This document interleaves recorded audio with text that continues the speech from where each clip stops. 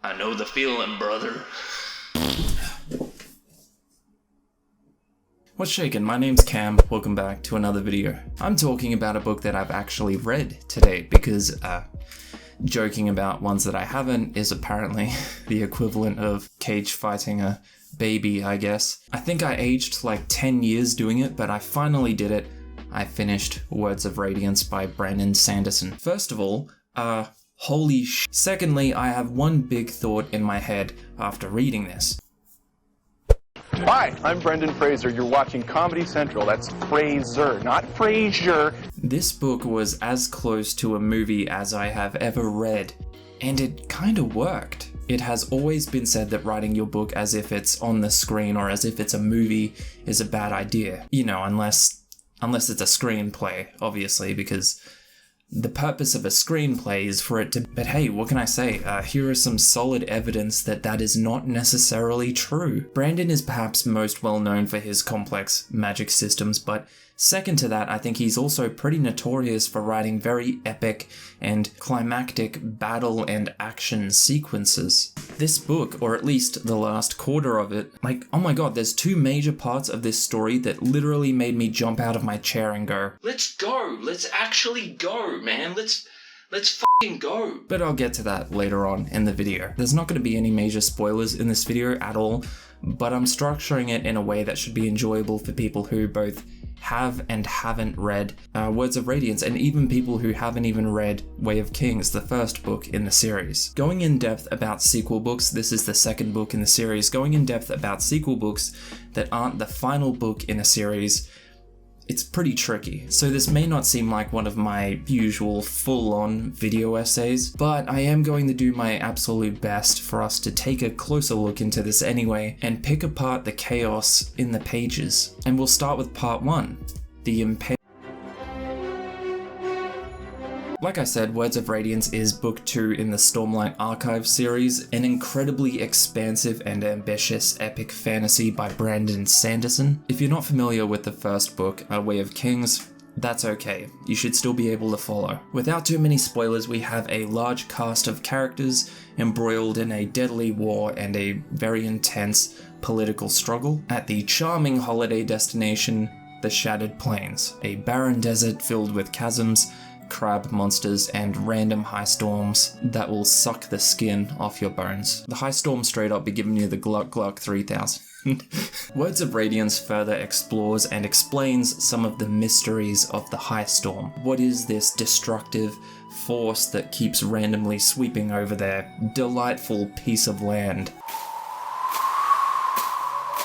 What is the truth behind the spectacular abilities that our core cast of characters seems to be gifted with? Gifts like wind walking, illusions, and visions of past and future. The world is also inhabited with strange small creatures called Spren that come in many different forms and seem to have many secrets of their own, all of which go back to that high storm and something that seems to be creeping closer by the day. On a more personal note, I'm only 2 books in, but I already believe that this is easily one of the best fantasy series that I've ever experienced. Not just because of the story or the writing or the truly epic moments and the characters, but also because of the fandom and the passion of the people who support it. I am absolutely confident that in a few decades' time after this series is inevitably adapted, etc., it's going to be looked back on as a very important classic. There's the cliff notes for the Stormlight Archive so far, so now you're ready. That's all you need to know to dive in a bit deeper with me and take a closer look, starting with part 2. When I read Way of Kings, I couldn't help but find myself with a concern that I usually have when I read a big epic fantasy series. There are a lot of different character POVs. For the newbies out there, that means point of views. You guys have used TikTok, I'm sure you know that. It's not so much a problem with the characters that you follow for large sections like Kaladin, Shallan, and Dalinar, but there are a bunch of other smaller, much more insignificant roles that we get a POV for, roles that I worry will fade from my memory faster than a senior on a mobility scooter. While reading Words of Radiance, there were a few characters that would pop up quite infrequently for just a moment, and then the next time they would turn up 100,000 words later, I was like, I don't know who this man is.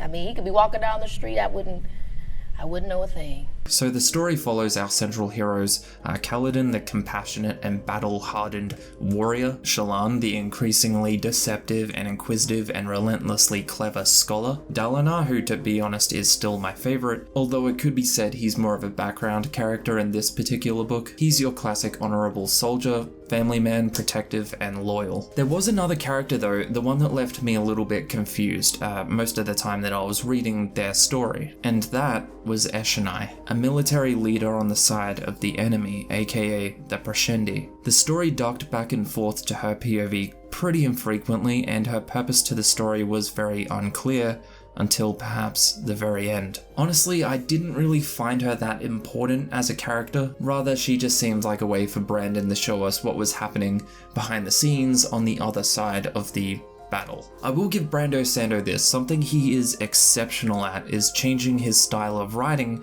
to better suit whoever's POV it is that we're reading. Kaladin's parts of the story were written to be dramatic and bold. Dalinar's parts of the story are purposefully vague and mysterious. Shallan's parts of the stories are abrupt and filled with suspense. Things happen suddenly and unexpectedly while we're waiting to see if she gets busted in her disguise. Going back to Eshonai though, there was something I really hated when we were reading her parts of the story. The Preshendi are a fantasy race of humanoid creatures, right? And they speak in a kind of musical rhythm that changes depending on their mood or their tone or their inflection. So every time in the story a Preshendi would have a piece of dialogue, it would go something like this. "What would you have me do?" said Eshonai to Suspicion. Or something like this. "I didn't mean to upset you," said Eshonai to Guilt. Every single line of conversation when it comes to those parts of the story were tagged with the character's mood or inflection. It was very, very annoying, completely not necessary. We get it.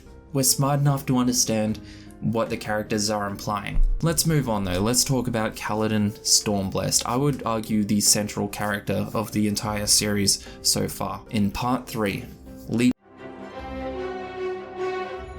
Kaladin's growth from book 1 through to book 2 is long, painful, at times very frustrating as a reader, and it's kind of perfect. It's not totally glamorous, and at times it feels like the guy is taking 1 step forward and 2 steps back. But that's life. That's just life, you know? People grow and become better and overcome their past through trial and error. It's not just a smooth incline. They don't simply forget about their trauma. They don't simply stop making mistakes. They just get better at learning from them. When I reviewed Way of Kings, I talked about Kaladin's arc being one of finding purpose, and I still found that to be very true when I read Words of Radiance. Although the more I read, the more I realized it was becoming more about understanding his abilities so that he's ready for his purpose once it reveals itself. By the time book 2 starts, Kaladin is already a leader, and that's not something that he struggles with. His team, Bridge 4, tasked now with protecting the king and other high princes, aren't looked down on anymore. They're respected, they're even feared. However, Kaladin himself still struggles with the trauma of his past. Trauma that makes it hard for him to trust the very people he's meant to protect. Freedom. No, not just freedom. Purpose. You have a purpose.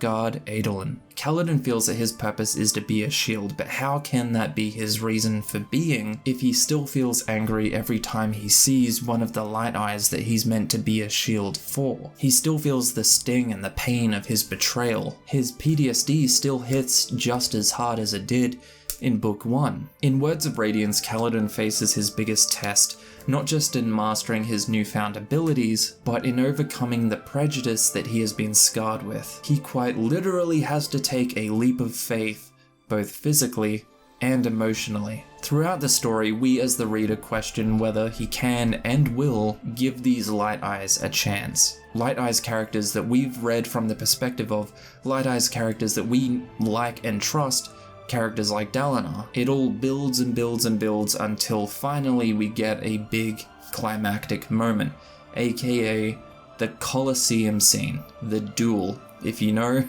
you know. A sequence that read like the climax to a major Hollywood action film. It was incredible. Again, no spoilers, but when I read that part of the book, I was literally jumping out of my seat and cheering when one particular thing happened. That was the first time during reading the Stormlight Archive that I started to realize writing cinematically can work. It did work, just now. Also, just on a side note, even though the character Rock fits the friendly giant fantasy trope, I love him. He's so cool. He reminds me a lot of Wakka from Final Fantasy X, and I don't know, I just like him.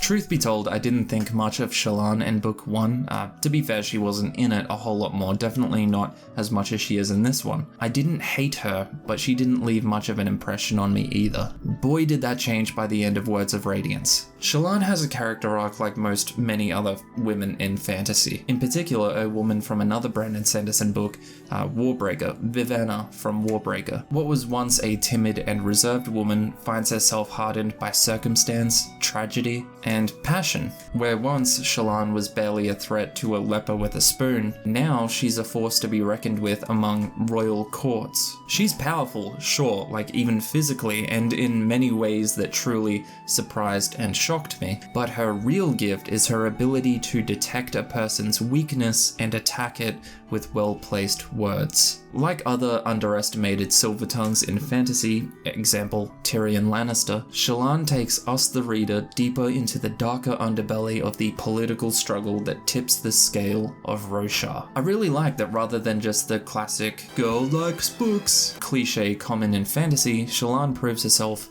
in many other ways, but still by using her photographic memory and other academically earned skills. One funny note I have to point out, and I'm so sorry because you're not going to be able to see her the same way after I say this. You're not going to be able to unsee this, but the book describes Shallan like so. When she first meets her potential love interest, Adolin, red hair, slim, pale skin, blue eyes. Basically, Princess Fiona from Shrek. And once I realized that, I couldn't help but see Adolin as Prince Charming. Tell me I'm wrong. There's also a quote that came out of Kaladin third wheeling Shallan and Adolin that it just cracked me the hell up when I read it, because the quote is, he listened to them both laughing and wanted to punch them in the face. I know the feeling, brother. After keeping my butt cheeks firmly clenched through the climax of this book, I realized one very obvious fact. Brando Sando has proven cinematic writing can work, despite what any self-proclaimed writing experts on YouTube will tell you. I'm not experienced or knowledgeable enough to tell you exactly how Brandon Sanderson makes it work, but if I was to guess, I would say this. The story is long, like very long, and while there are plenty of exciting moments, it really is quite a slow-paced read. It may not seem like it because the exciting moments are truly epic, but the time in between is pretty large, and usually it's dedicated to meticulous character development. Now that wouldn't work on the screen, but it does on the page. With all of this extra time, care, and attention, Brandon builds towards the cinematic battles very carefully. They don't just happen, and I think that's the problem with a lot of other stories that write cinematically. Brandon made sure that you have to earn those moments as the reader. Making these climaxes and these very epic moments feel hard-earned, I believe, is the difference. I think that is why and how